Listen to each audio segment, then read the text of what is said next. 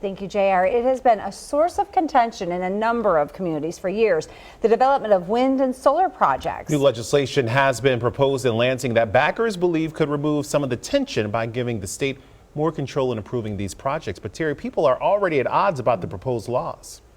Yes, man, Angie, there are 4 bills and they are designed to speed up the permitting of energy projects. You're going to see a lot of townships against this, but one supporter says something has to change regarding the current process.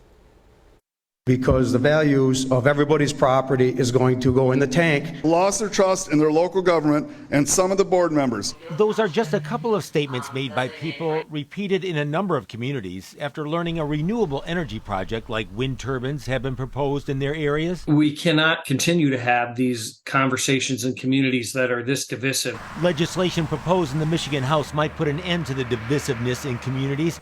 If approved, it would change the approval process for large wind and solar projects, shifting authority from local governments to the Michigan Public Service Commission. We have projects rejected on a routine basis. I would say in the last 5 years, over 100 projects have been scuttled by these local zoning battles.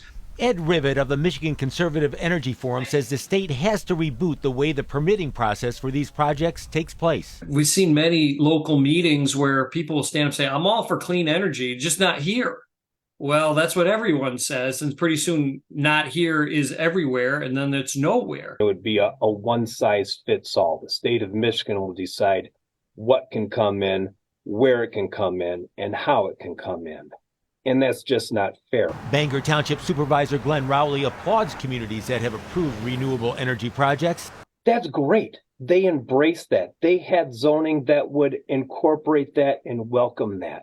The biggest thing is that was their decision to do so. Rowley looks at the bills as a threat to local governments. Rivet says townships and communities would still have a say in what comes and goes. Doesn't mean that communities can't control it, but they can't skirt the rules, use false information, etc., to come up with ways of blocking projects. Now, bill sponsors have said they aim to push a package through before the legislature breaks for the year, but are open to amendments, and there may have to be plenty of pushback is expected from local governments.